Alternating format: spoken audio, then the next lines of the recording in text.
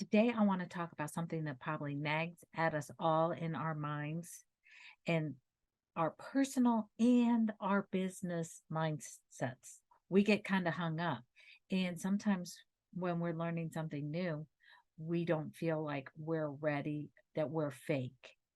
So join me today as we talk about imposter syndrome here on Weezy. So, according to Google, imposter syndrome is an insidious and often paralyzing mindset that can hold us back from reaching our full potential. It's the internal voice that tells us our achievements are flukes and that sooner or later we will be exposed as frauds. Well, who doesn't experience that from time to time?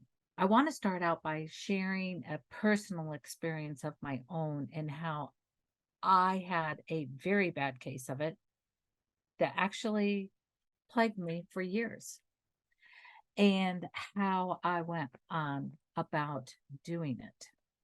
I used to struggle with insecurity really bad, but don't we all from time to time? There's some things in our lives we're very confident about, other things we feel much insecurity, and there's a lot of baggage we might be carrying around. And I will tell you, my bags were packed full. um, People would always go, but you always seem so sure and confident in yourself. That's what I see when I see you. And I'm going, well, that's a good exterior. While inside, I quivered and I quaked a lot. And sometimes it was actually physical because my anxieties got so bad. So, when you feel like that, it's very exhausting. And we want to take moments to check out and check out. I would have little parties in my living room.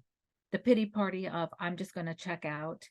I'm going to, the only people invited were myself, perhaps junk food du jour of the day, my couch, and the TV. What was streaming on Netflix? What was I binge watching at the moment? And I was good. I would get all my work done. I wasn't neglectful. It's not like I laid there all day, but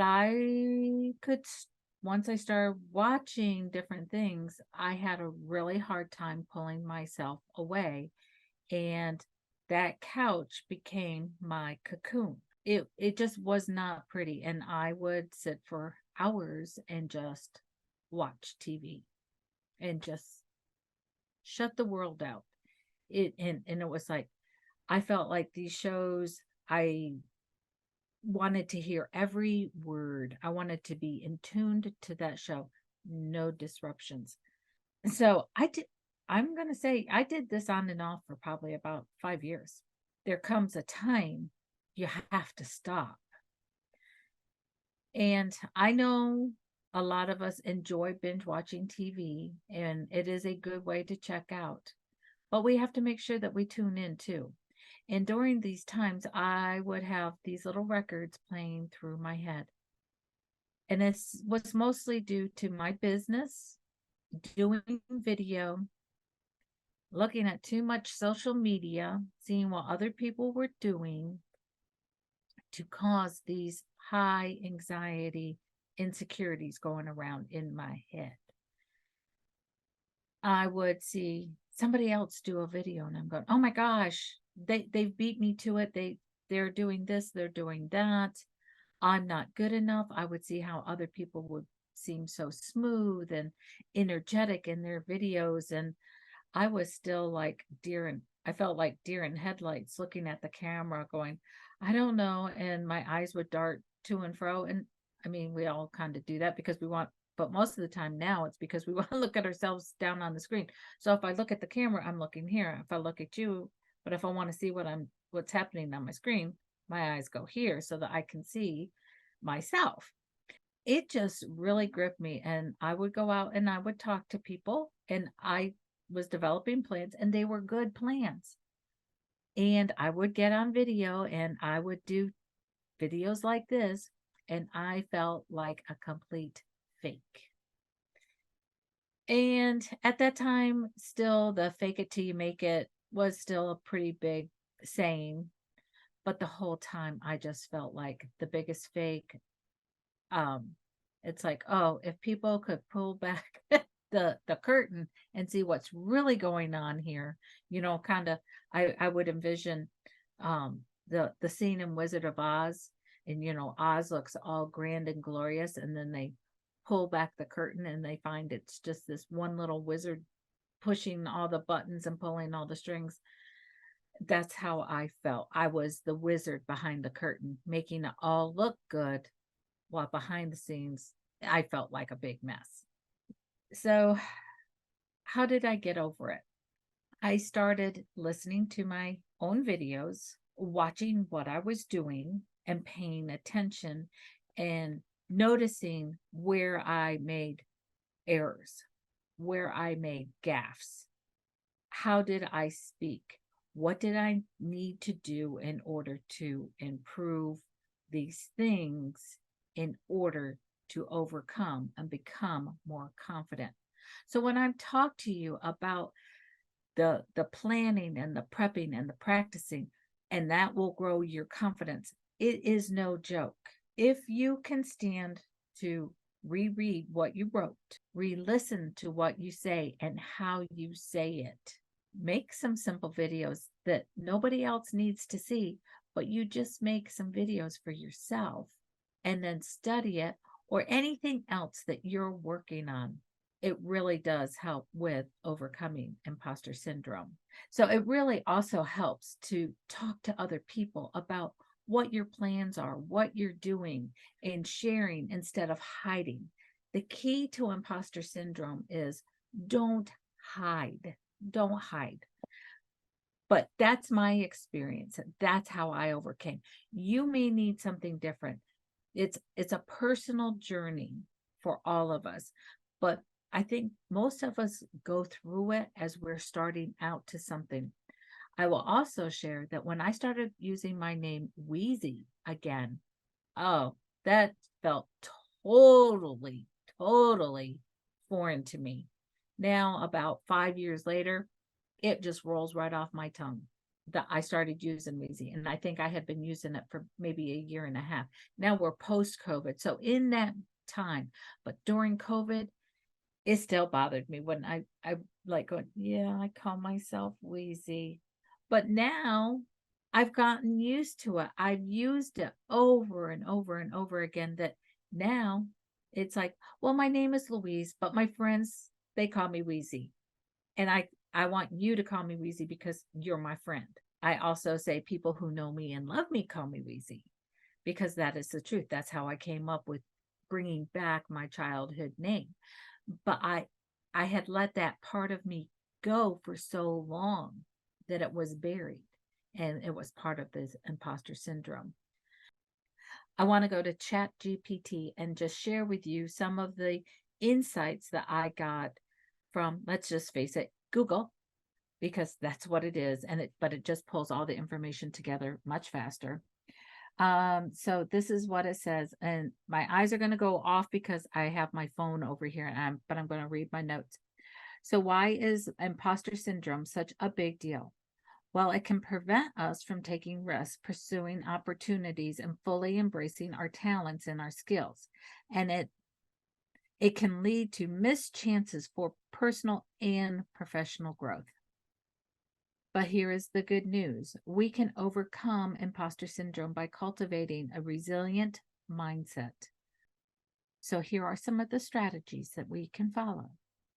Number one, acknowledge your accomplishments. Start by keeping a record of your accomplishments, no matter how small. Celebrate your wins and use them as evidence as you gain competence.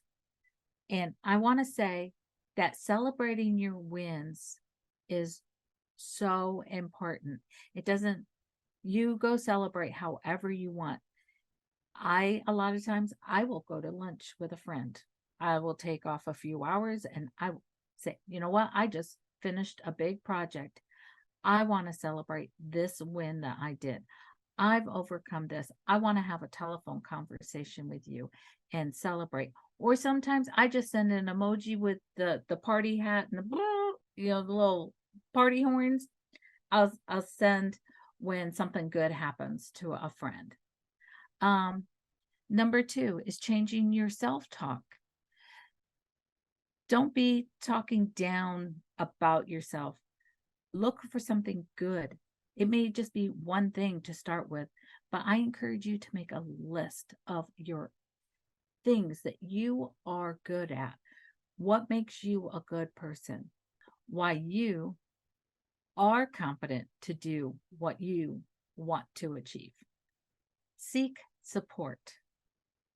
And this is seeking support. Talk to friends, mentors, or even a therapist about your feelings of imposter syndrome. Share your thoughts that provide valuable, perceptive, and emotional support.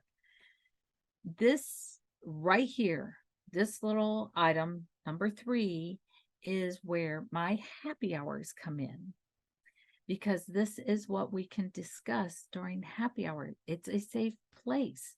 And this month is over, but you could join in November and start attending my monthly happy hours. Embrace the failure. Understand that failure is part of the growth.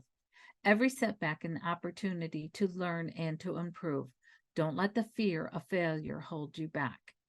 And this is where I talk about, go back and recheck your work. Maybe have somebody else look at it. That's always a scary thing. It took me forever to have anybody recheck my work. And there's times I need to have people recheck my work. But sometimes I do everything at the last minute, so I don't have time to check. So maybe Weezy needs to prepare a little bit more. Number 5, set realistic expectations. So perfectionism is unrealistic. To strive for excellence, but remember, making mistakes is natural and part of the learning process. Give yourself grace. So what if you make a mistake? A lot of times mistakes are great because they open you up if you will dive into some of these mistakes that you make. How can you fix it? How can you make it better? Number 6, actually visualize success. Imagine yourself succeeding in your endeavors. Visualization can boost your confidence and reduce anxiety. Number 7, keep learning. Invest in personal and professional development continuously. The more you learn and grow, the more confident you will become in your abilities. Where do you hear that constantly?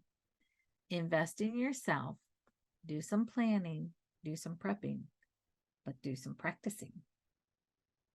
So in conclusion, invest in yourself, be kind to yourself, stop beating yourself up and saying, I'm fake, I'm fake, I'm fake. Start saying, I can do blank. Maybe write that down on a sheet of paper. I can do blank.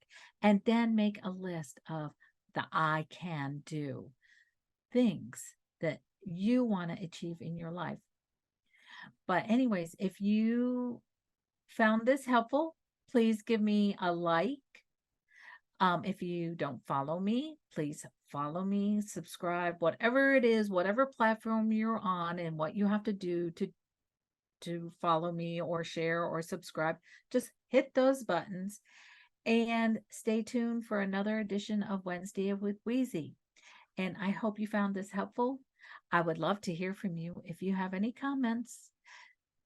If you have any aha moments that this brought up for you, please share those in the comments. Until next time, everybody. Bye.